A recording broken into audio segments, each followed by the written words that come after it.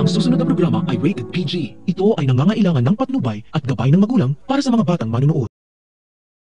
Kahit kailan hindi magtatagumpay ang kasamaan ni Hazel dahil malalampasan nila ang matinding pagsubok sa kay Colin matapos makonsensya ang driver na si Timo.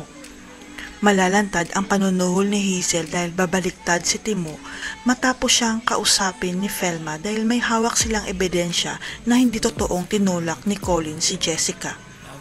Pagkatapos ng unos na dumating sa pamilya Cruz, nagdesisyon na si Joel at Andrea na magpakasal na dahil naniniwala sila na hindi na sila guguluhin pa ni Hazel.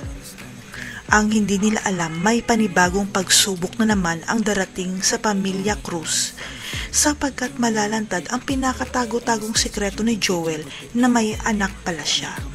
Ngunit wala pang kaalam-alam si Joel na nakabuntis pala siya sa ibang babae dahil one night stand lang ang nangyari sa kanila ni Hazel noon kaya hindi niya ito matandaan. Hanggang sa biglang maalala ni Hazel na si Joel pala na kasintahan ni Andrea ay si Joel pala na nakabuntis sa kanya at siya ang tunay na ama ni Jessica at ilalantad niya ito. Habang ginaganap ang kasal ni Joel at Andrea sa simbahan, magugulantang ang lahat dahil sa isang sigaw na itigil niyo po ang kasal at tumigil ang kanilang mundo nang makita si Jessica. Dahil ang hindi alam ng lahat, buhay pa pala si Jessica dahil may nagtakas sa kanya sa ospital dahil alam nito na nasa panganib ang buhay ni Jessica sa kamay ni Hazel. Sino kaya ang nagligtas kay Jessica, ang tunay niyang ina o ang tunay niyang ama?